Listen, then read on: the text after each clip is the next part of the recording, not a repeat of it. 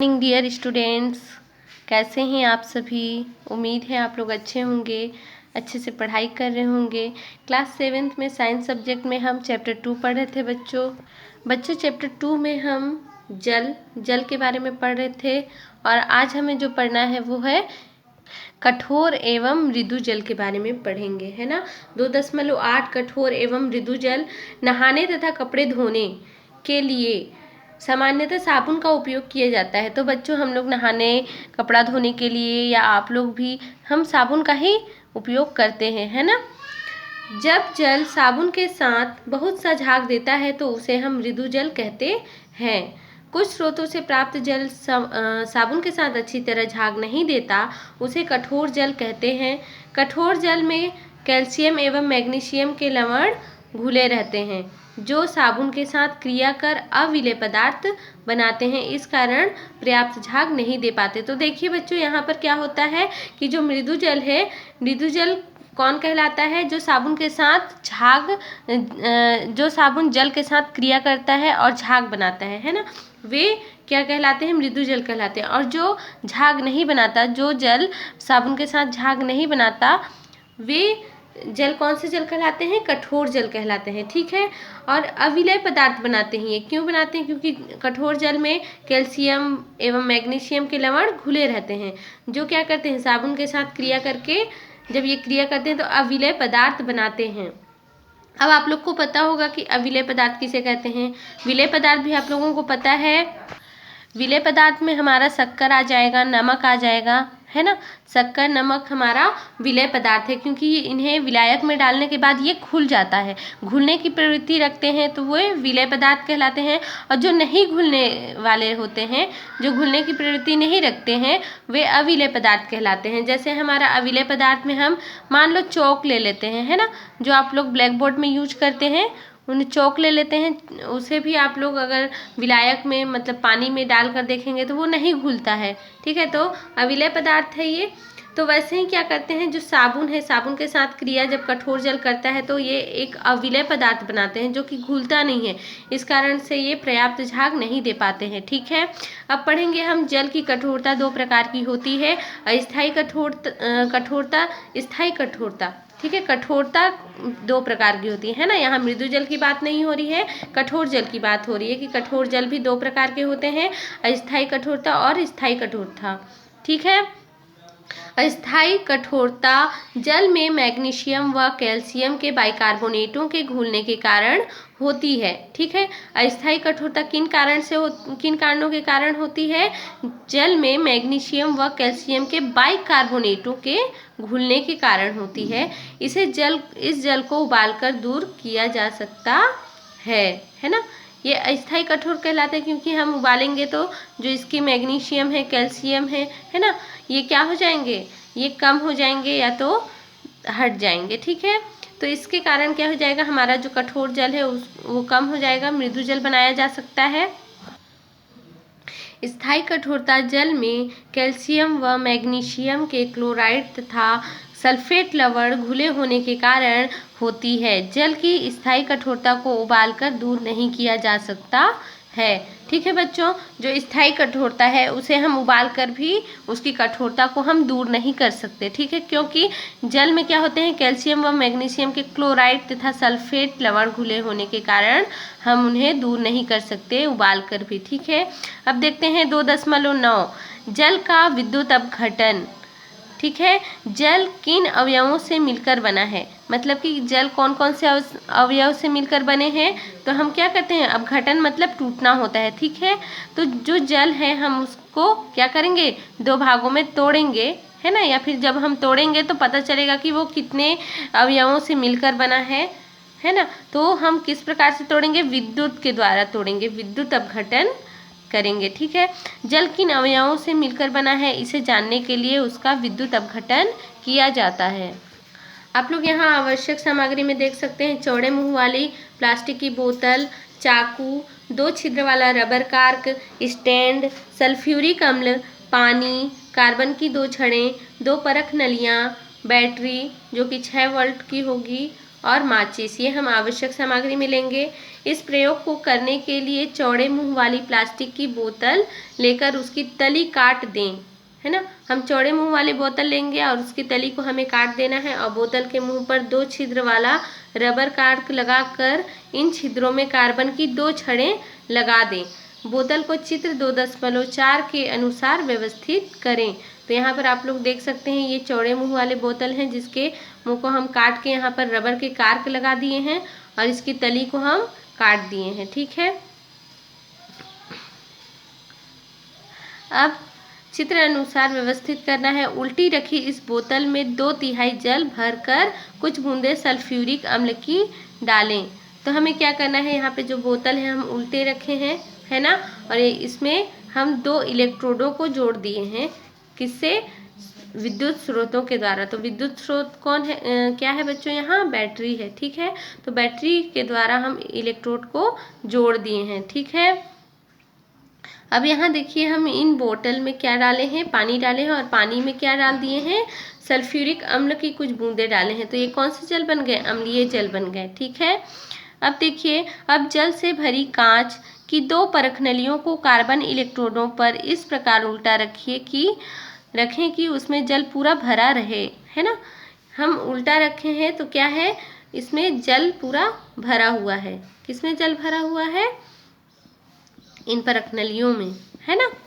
अब दोनों इलेक्ट्रोडों को विद्युत धारा के स्रोत बैटरी से जोड़ दें। तो ये दोनों इलेक्ट्रोडों को हम जोड़ दिए हैं बच्चों, यहाँ पर आप देख सकते हैं बैटरियों के द्वारा।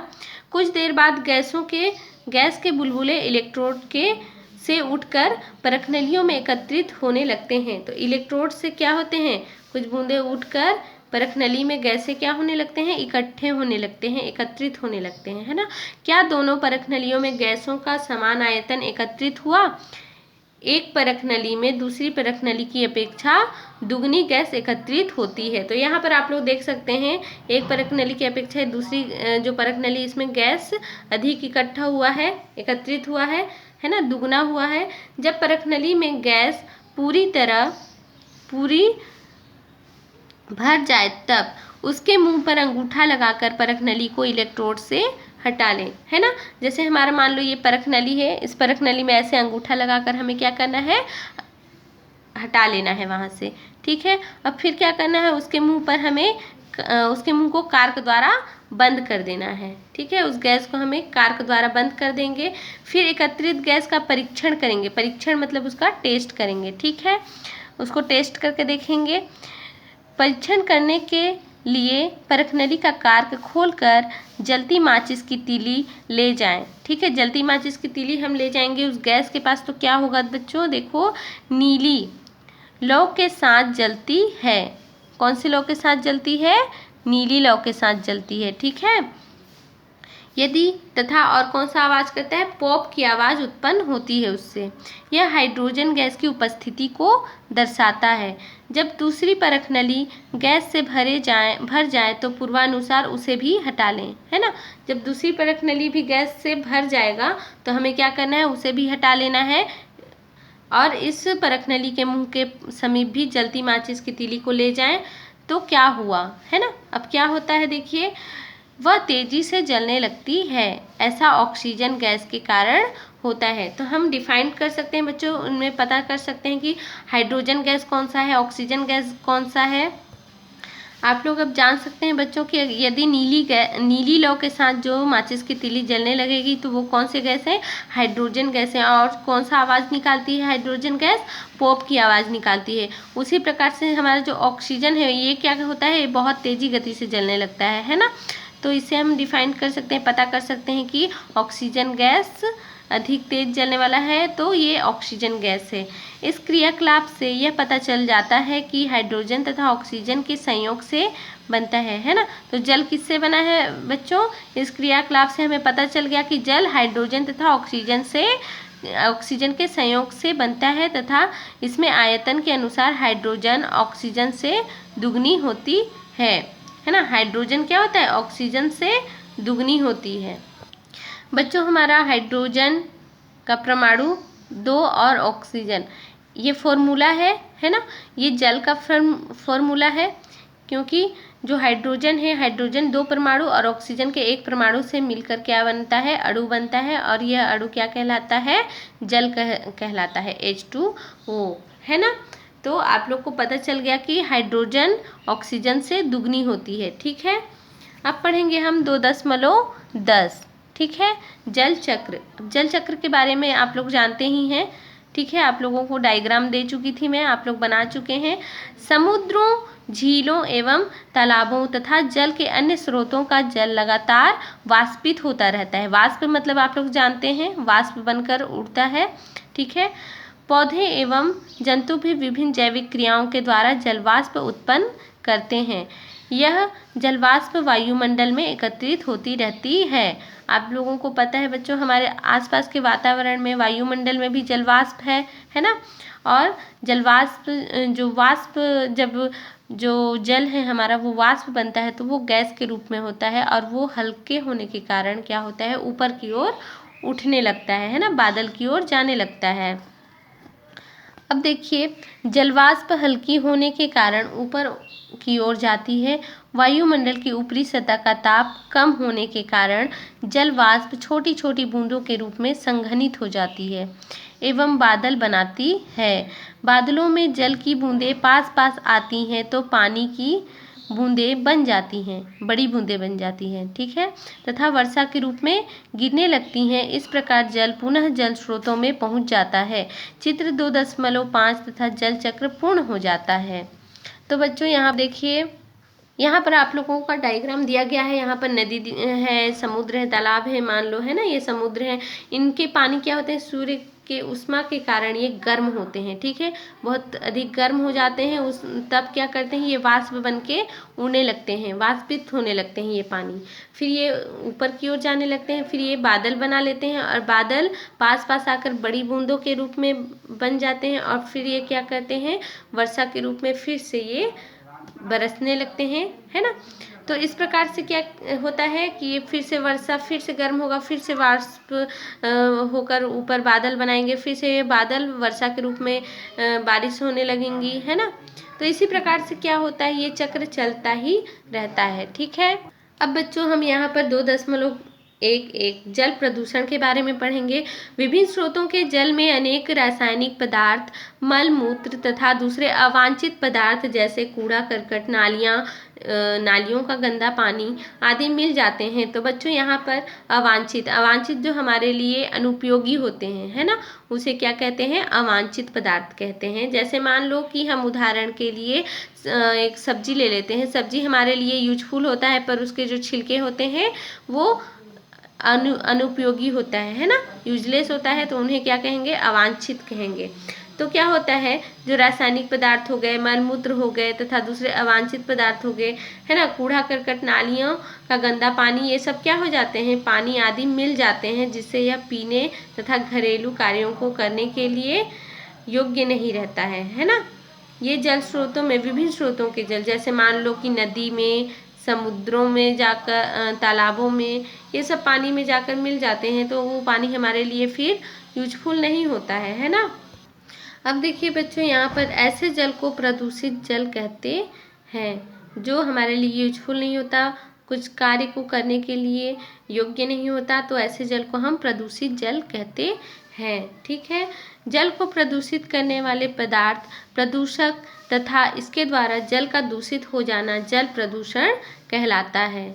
ठीक है, बढ़ते औद्योगिकीकरण के कारण जल प्रदूषण एक गंभीर समस्या के रूप में सामने आया है। क्या हो रहा है, बढ़ते औद्योगिकीकरण, बहुत सारे कारखाने हो गए, है ना, ये सब के कारण भी क्या हो रहा है, हमारा जल बहुत ही प्रदूषित हो रहा है, और इसकी समस्या दिन पर दिन बढ़ते जा रही है। ठीक है, अब हम देखेंगे जल प्रदूषण के कारण, किन किन कारणों से जल प्रदूषण होता है। तो सबसे फर्स्ट है हमारा मनुष्यों के कार्यकलाप मतलब जो भी क्रियाकलाप करते हैं मनुष्य, उनके द्वारा, उनके कार्यों के द्वारा जल प्रदूषण होता है। ठीक है, जैसे मनुष्य के बहुत से कार्य जल को प्रदूषित करते हैं। मनुष्य के बहुत सारे जो कार्य हैं, है ना, वो जल को प्रदूषित करते हैं। आपने देखा होगा प्रायः लोग अपने घरों का कचरा, सड़ी गली वस्तुएं आदि नली में फेंक देते हैं, नाली में फेंक देते हैं, है ना। नालियों का यह जल तालाब नदियों में मिलकर उसे प्रदूषित करता है। इस प्रकार नदी तालाबों में नहाकर, कपड़े धोकर, जानवरों तथा गाड़ियों को साफ कर जल को गंदा करते हैं। ठीक है, मनुष्य द्वारा जो कार्य होता है बच्चों, तो बच्चों आप लोग को पता है क्या होता है, मनुष्य तालाबों में नहाकर या फिर जितने भी जानवर हैं उनको नहलाते हैं तो तालाब के जो पानी होते हैं गंदे हो जाते हैं, कपड़े धोने से गंदे होते हैं, गाड़ियों को साफ करने से गंदे होते हैं ना। इस प्रकार से वो पानी को एक तरह से गंदा कर देते हैं। कुछ स्थानों पर शवों मतलब जो मृत शरीर होता है ना, जानवरों का या फिर मनुष्यों का, इनको क्या करते हैं, जल में बहा दिया जाता है।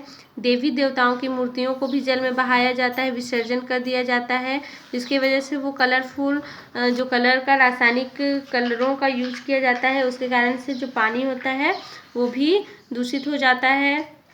तो बोला ना, अभी मारूंगी, बोलना नहीं है, समझा? खांसी हो रहा था, खांस ले तू।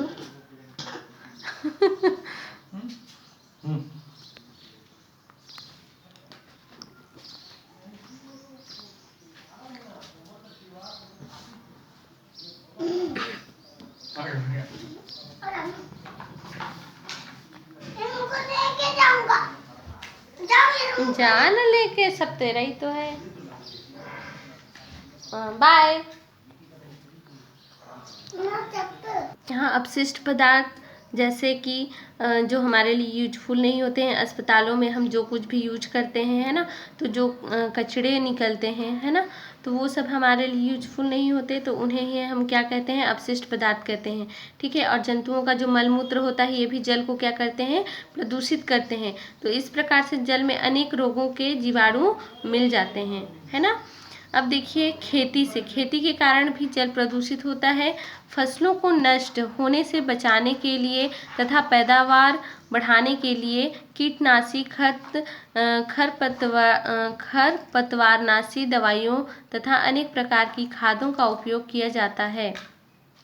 इसमें प्रयुक्त घातक पदार्थ जल में घुलकर नदी तालाबों में पहुंच जाते हैं तथा जल को प्रदूषित करते हैं। तो क्या होता है, फलों को नष्ट होने से बचाने के लिए, है ना, क्या होता है, बहुत सारे कीड़े मकोड़े फलों को नष्ट करते हैं, तो कीटनाशी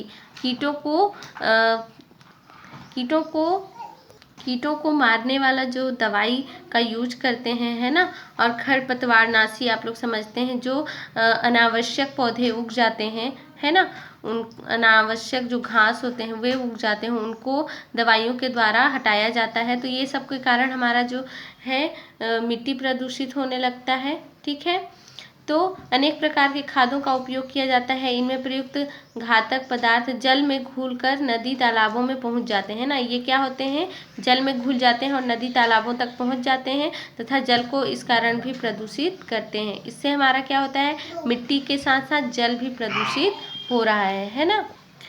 अब देखो बच्चों, उद्योग से, है ना, उद्योगों के कारण भी क्या होता है, हमारा जल प्रदूषित होता है। विभिन्न उद्योगों धंधों में मुख्य पदार्थ के निर्माण के साथ साथ कुछ अनुपयोगी पदार्थ अपशिष्ट पदार्थ भी बनते हैं। ये अपशिष्ट पदार्थ प्रायः हानिकारक होते हैं।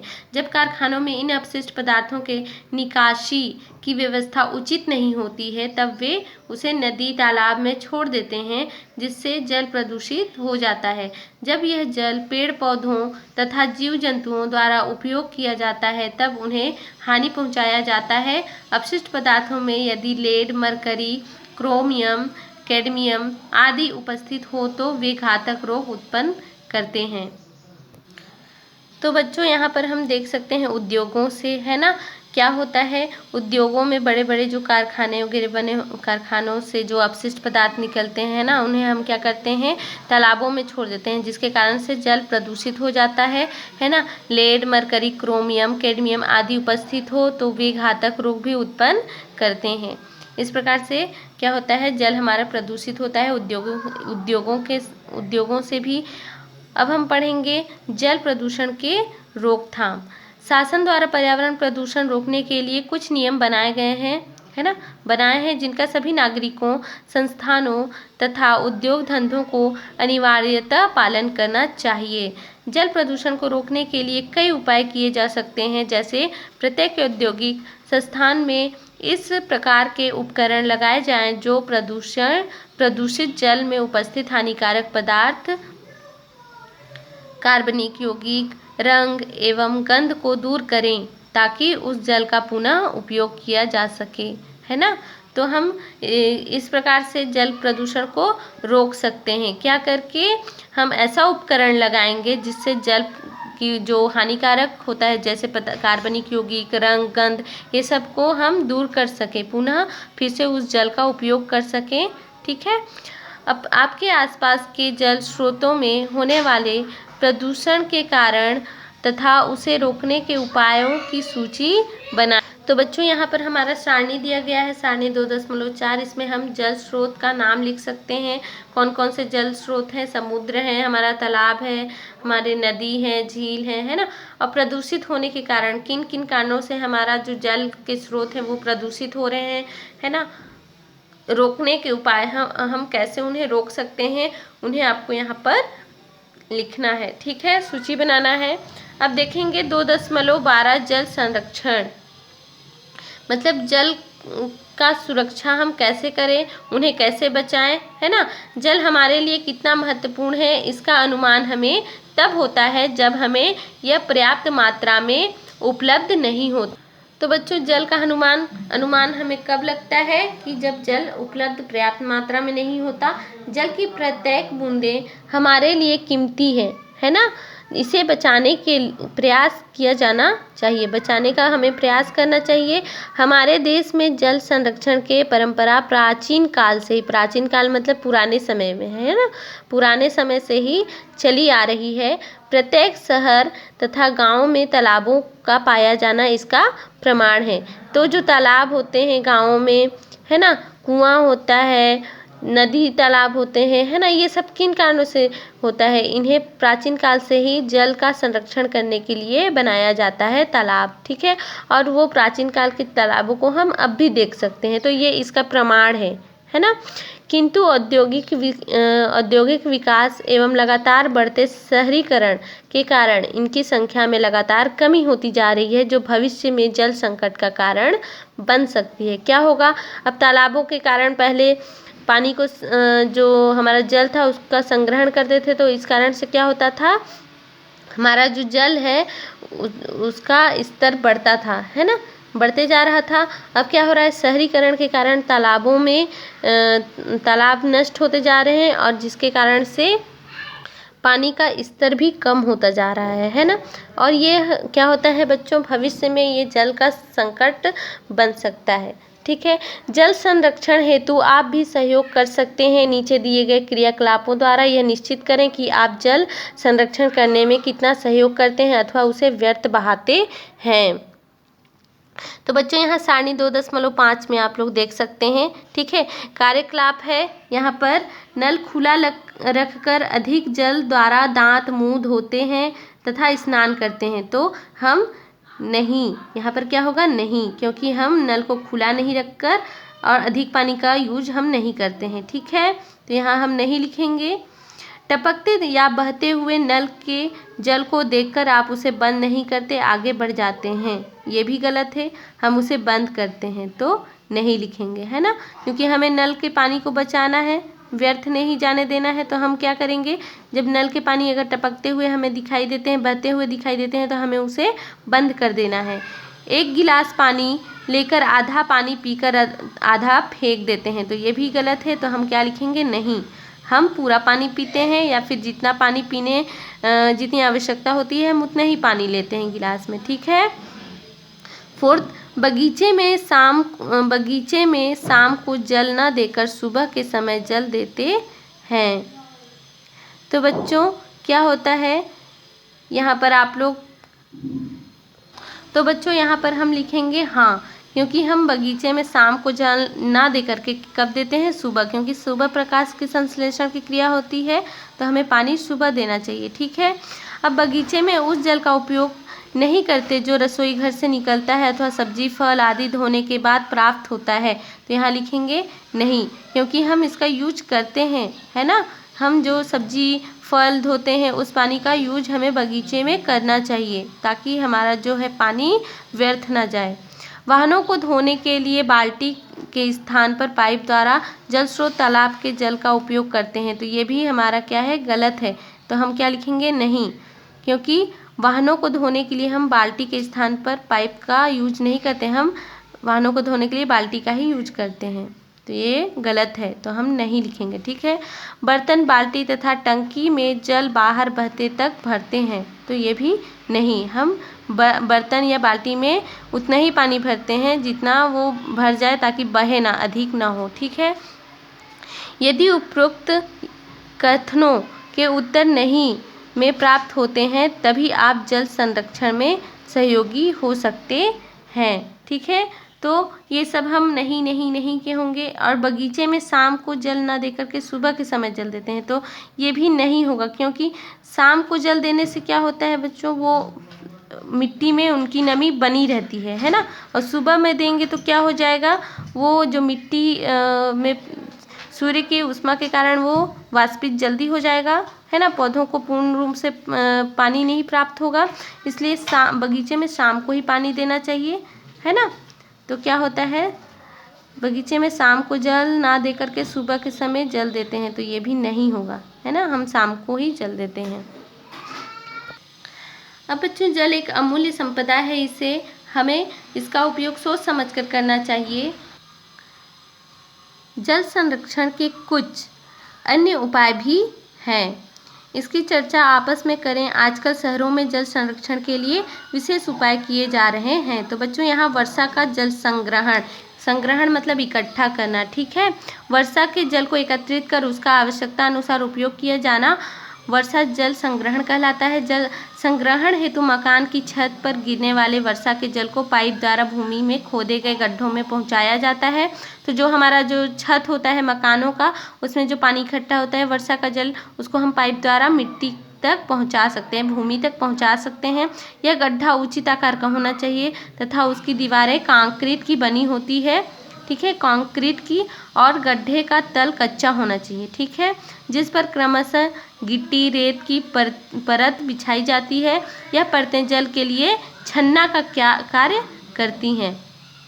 यहाँ पर जल छन कर तथा रिस कर भूमि में पहुँचता है।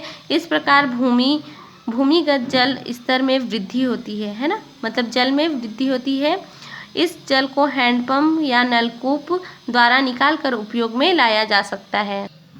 बच्चों, गाँव में इस दिशा में ग्राम पंचायतों का भी महत्वपूर्ण योगदान हो सकता है। उन्हें वर्षा के आगमन के पूर्व तालाबों की निचली सतह की खुदाई करवा लेनी चाहिए, ताकि वर्षा से प्राप्त जल बाहर बहने के बजाय तल में उपस्थित छिद्रों के माध्यम से भूमिगत जल स्तर तक आसानी से पहुँच जाए।